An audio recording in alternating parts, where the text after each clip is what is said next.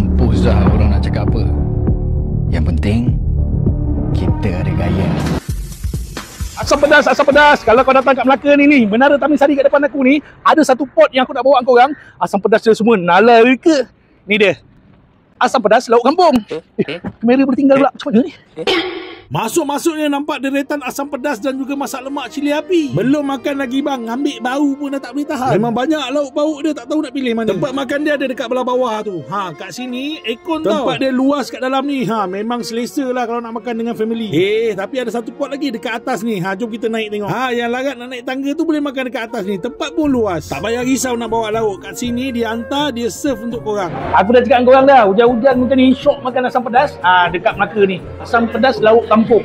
Betul depan Menara Taman Sari. Kau tengok vibe dekat atas ni, dia ada banyak lah. Kat tepi sana kau boleh makan, dekat atas kau boleh makan. Hari ni aku pilih 3 asam pedas, 3 masak lemak cili api. Ayam bakar dia bang, yang aku tak tahan lah. Tadi aku tengok dia bakar kat bawah, tak boleh. Hari ni aku ambil 3 gulai untuk tunjuk dengan korang. 3 masak lemak, 3 asam pedas dia. Betul-betul lah lauk kampung. Kau tengok sini pucuk ubi masak lemak ni, memang kena lah dengan nama kedai. Asam pedas lauk kampung. Apa yang aku nak cakap dengan korang, menu-menu dia ni kena dengan tekak bang. Daging salai masak lemak cili api ni memang bau tau, smoke dia. Bau ni 9 bang. Ni telur ikan asam pedas. Antara favourite aku dekat sini. Sambil makan boleh tengok pemandangan kat bawah. Tengok pelancong-pelancong naik Menara Taman Sari. Kalau kau datang Melaka tu nak makan tengah hari, jangan lupa tau search ni asam pedas lauk kampung.